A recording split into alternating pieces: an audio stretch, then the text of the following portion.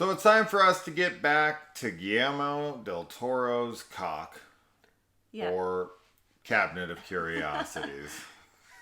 COC. Yeah. And if YouTube wants to freaking, like, you know, try to limit my monetization because of that, I'm just talking abbreviations here. It's just an acronym. That's right. Yep. So, all right. Pickman's model. The reason we haven't recorded in a little while, it's been about 5 days, and we were meaning to get to this stuff, but we were a little busy getting married. Super busy getting married. Yeah, we sure were. So, Yay! as of yesterday, Kaylee and I are official. We've been wearing these for a while, but yeah. now they actually mean something. Yeah, They've always meant something. Yeah. So, we'll talk more about that in the future. But for now, let's talk about some cock. Let's do it. Let's do it. So, like a lot of the episodes here, this is very Lovecraft, and in fact, this is Lovecraft, and the next one is as well. So, a lot of Lovecraft going on in here. So much so that I'm like, why wasn't the entire show just Lovecraft? Right? Like, why don't we just make, like, the show Lovecraft Country or County? I think it was Country. I always read that title, and I think it's Country. Which I watched maybe half of. I watched that and was just like, you know, I wish this was more Lovecraft. This is kind of what I was hoping for, you know, even though that is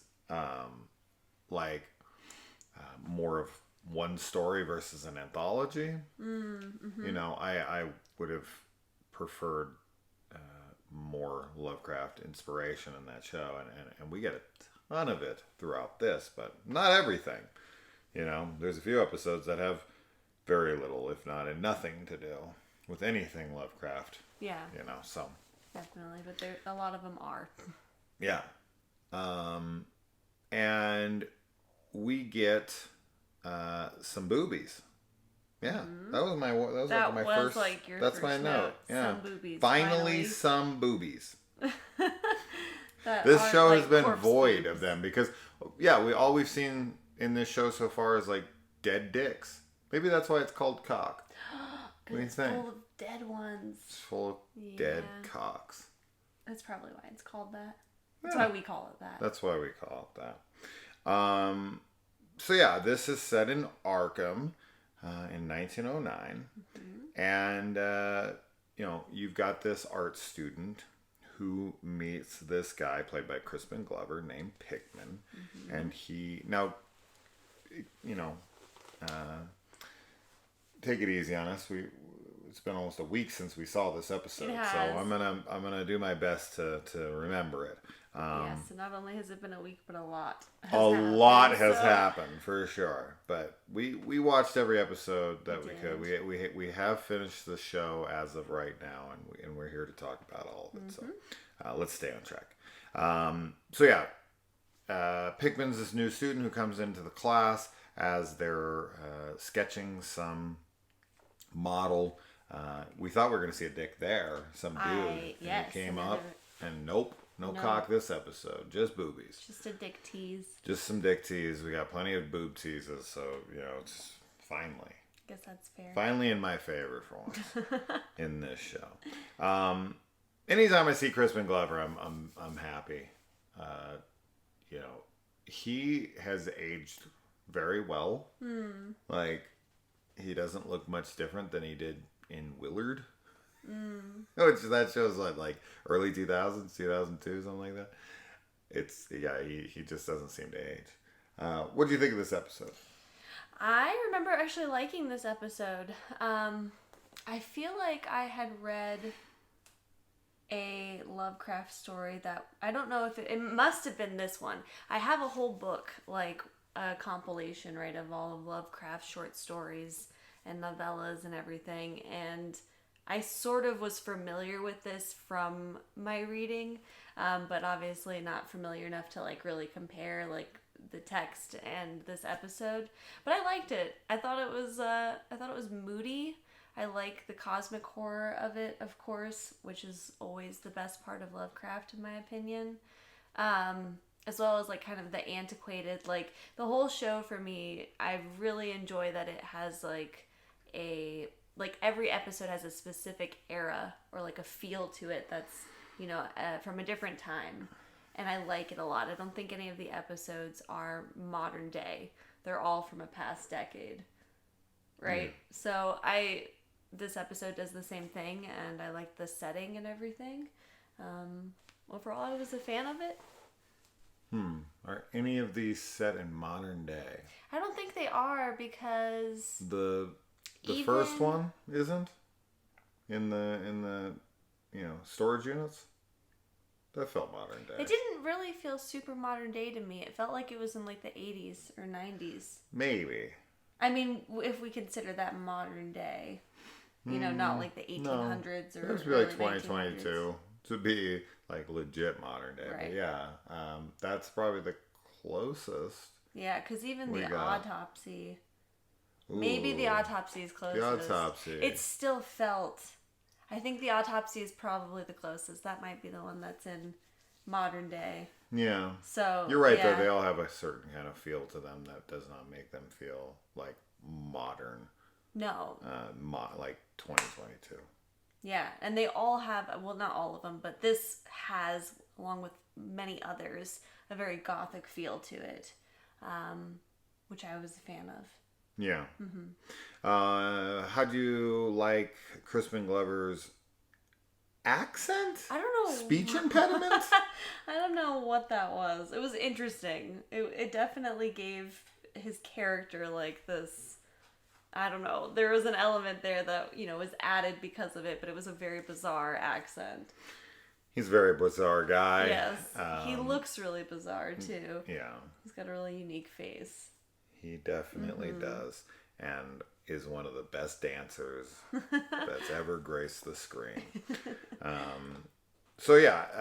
Pickman is this artist who draws, paints these really graphic images. Even when he's sketching the male model, he sketches him as if he was dead and rotting. And I guess his work invokes something very dark in people, especially our main character here. There's a very odd moment in this where, because once he sees his paintings, he starts to get a glimpse at the other side, which is what these paintings kind of do, is they've opened his mind up to the other side, almost like Stir of Echoes or something. And so he's able to see entities and something that's following him. And he makes a fool of himself at this dinner party that he's at, where he's supposed to meet his girlfriend's father, and she's all like pissed off at him after this thing happens with the father who's supposed to be meeting him. And then it cuts to 17 years later, after like she kind of chews him out, and it definitely makes it appear as if they're finished. Like there's no coming back from what he did. Like how could you? And there's just this very odd cut where it's like we jump to 17 years later, and then they're like married with a kid, and she has like her hair done differently and such, and it just kind of took a minute. I was like, oh, okay, like he's moved on, like this is his new chick. And then Kaylee was like, no, it's the same chick. And I was like, are you sure? And I kept looking at her, and I'm like, oh yeah, I think it is actually. So that was kind of jarring. It was just kind of like, what's wrong with you? Like it's over, and then it's like 17 years later we're married. Yeah, it was odd. I don't know what that is, obviously, but I will say that I really like the so after he looks at the paintings, I like it's not the design but the visual effects, to kind of show the madness seeping into him. Sure. I thought that was really trippy and surreal looking, and it would definitely scare me. If you look at a painting and it started behaving that way, it'd be really odd. Sure, it kind of reminded me of In the Mouth of Madness, Yeah. right? Where someone is in contact with an artist's expression of the, you know, the shocking or whatnot, and they're affected by their work. And when John Trent goes in to Hobbs End, the little inn that Mrs. Pickman runs, you know, he looks over at the painting, and the paintings are like changing and getting more distorted and more ghastly as it continues and evolves and escalates. So it had that feeling to me, which of course In the Mouth of Madness is very heavily Lovecraft inspired. So of course it makes sense. I'm sure that this is one of the stories that In the Mouth of Madness was based on in the first place. But I definitely got that feeling from it.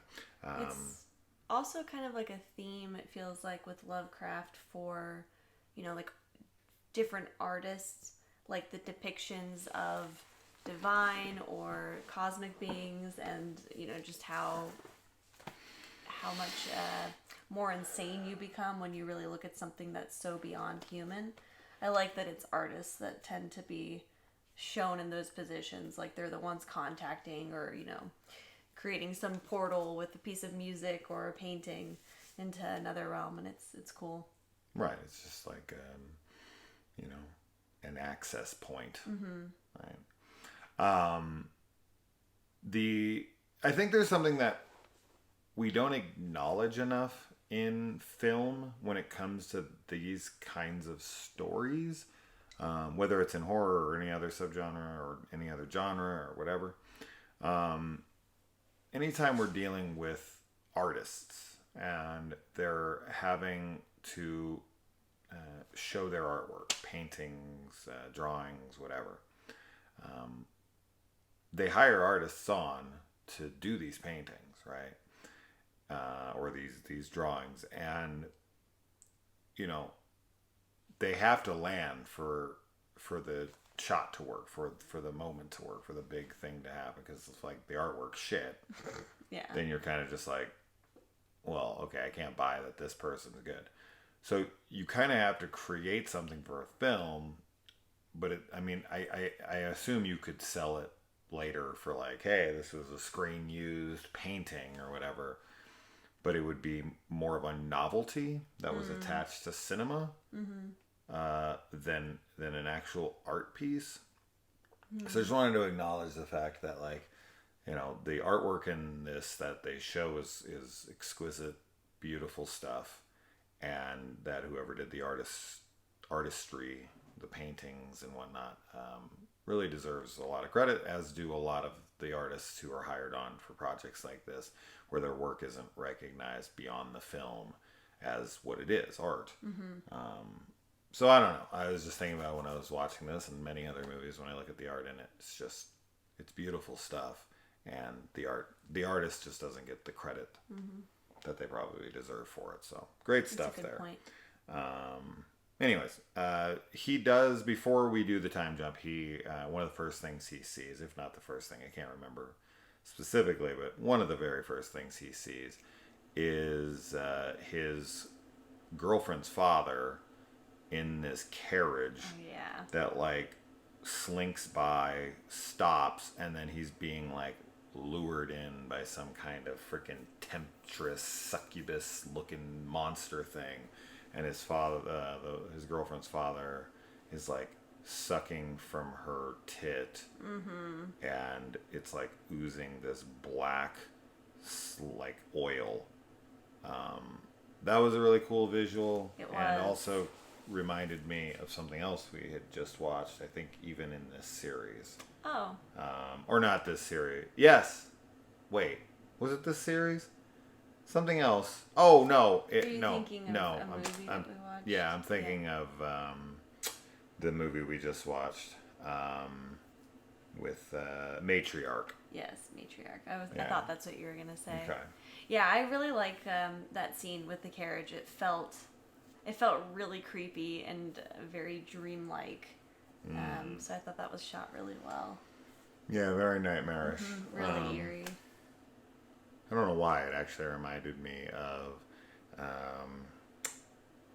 the Harry Potter and the Order of the Phoenix, when he's like talking with Luna, and the the dead horses come up to him with the carriage, and it's like no one can see them but someone who's witnessed death, and there's just this eerie presence of this carriage that's kind of walking by. I kind of had that feel to me. I get that too. Really cool stuff. Anyway, so then we do the time jump, and I wrote kid looks Books? Book? No, that's just one. Looks? Kid looks? What the hell was I trying to read there? This is definitely one of those stories where you're very much dealing with an unreliable narrator, and everything that you see on the screen is through the lens of our main character, and you never know what to believe. Every time, it's one of those things. And I'm not a particularly huge fan of the whole, like, you see something crazy and then you wake up, or you see something crazy and then you close your eyes and you shake your head and you look again and it's gone, or you see something crazy and you like turn to grab a friend and then you look back and it's gone. When you do it too much, it gets to a point where you're like, okay, is anything real? Yeah. Like, are we ever going to do anything here? It can't all be fake outs. It can't be. With like Halloween, Lori, it happens a lot in the beginning, right? Like Lori looks out the window at school, then she, gets called on by her teacher. She's like, huh? And she answers the question. Then she looks back, he's gone. Then she sees him at the hedge. Then she looks to her, to Annie, and she looks back and he's gone. She does see him step behind the hedge in that scene, I guess. But he is gone by the time Annie gets there. Then she sees him in the backyard by the sheets, and then he's gone. And it's like, okay, that's enough. Like, that's enough. And it does stop there. So it's good, because when it continues to just keep happening over and over, too many fake outs, you're like, I just don't care anymore. Like, is it ever going to be anything? Yeah, it loses the weight of, like, you need to be able to question if things are really happening or not, versus like with the fake outs when it's so clearly like a dream or a nightmare. And I think in a lot of cases it's meant to show like the mental effect that it's having on characters, but I find it much more scary when you're not sure if it is a nightmare or if it is real, and like what tether the character has on reality and how strong it is. Kid looks. I don't know what that is. I cannot remember. Is he ugly or something? I don't know. His little punchable face, like that Shining kid. It might be that, actually. Did the kid have a punchable face? It might be that. I think maybe you were like, this kid, the way he looks is punchable. That's possible. I don't remember his face at all now, because it's been crazy week. I think the strongest part of this episode is its ending. Yeah, I agree. You've got him coming home. It almost reminds me of Shutter Island, right? When he comes home and he realizes what his wife's done, and he goes out and he finds what's happened. Similar thing here, right? Like, he goes over, she's chopping something on the cutting board. You think she's like cutting her hand. Now, there is something interesting that happens there, because she turns around, her eyes are gouged out, and she's talking to him while, he's looking into her vacant sockets. And she's doing the whole chopping the chopping board, and you're thinking like this is like, The Dark and the Wicked or something, where, the mom's cutting her hand. So they don't ever... Now, I'd have to watch the scene again to get absolute confirmation, but I don't know if you remember this or how it played out, but I swear, they don't ever actually show what's happening on the cutting board, but very, very, like, mildly, you see just in, like, the bottom right or left-hand corner, her hand, like, down here, almost out of frame. But it does look like she's, like, missing fingers and her hand's bleeding. Yeah, but they draw, like, zero attention to it. Yeah, I don't think that we ever saw what was being cut. I don't super remember seeing her hand in the Telling bottom, but you, I trust I'm that it was telling there. you, I saw her Because I hand do think bleeding. that I do think she was cutting her fingers off. I think that was what was You think happening. that had to be cut for like TV? I don't know, but I can't sort imagine. of like the not drawing attention to it and the After what we subtlety. saw in the autopsy, there's no way they had to cut No. fingers. Yeah, I doubt it's that, but I like that it's subtle, you know, and that it's kind of not explicitly shown in this instance. I mean, of course, it'd be nice to see her fingers getting cut off, like that actual visual, but the way it's done here, especially with the way she looks with her eyes gouged out, and then what follows, I think it just adds like another layer of disturbed stuff. Yeah. Then he walks over to the oven, and what does he find? He finds his son's head in the oven. And then he starts punching it because he's it's like, so ugly. No, I don't even remember the kid. I don't know why I wrote that. It's got to be that. That's all I got. Yeah. His kid is punchable. Yeah, I think it's that. But he gets crisped instead. He gets baked. Oh, yeah, she looked at his face and was just like, it'd look better if it was in an oven. I got such shit for talking about punching that kid's face in the Shining remake. Yeah. Like, people are just like, I don't know why you think this is funny, joking about abusing a child. And I was like, funny to me. Just Not funny if I'm doing it. No. It's funny to talk about. It's funny to pretend. Yes. So, yeah, overall, it's a good episode. I definitely didn't love it. No. A downgrade from the last 4, for I sure. agree. But watchable. Totally. You know, I was glad I watched it. I don't really have much interest to get back to it, but I'm not horribly opposed to watching it again, especially so I can see why I wrote kids' looks. Yes. And the fingers. And the fingers thing. Yeah. I'd like to see those couple things. But I do like playing with the whole, art creates madness and taps into some kind of like alternate reality or like alters your perception so that you can view things differently in like a different plane of existence. I like that a lot. Yeah. It's definitely the best part. So let's move on. All right. Bye.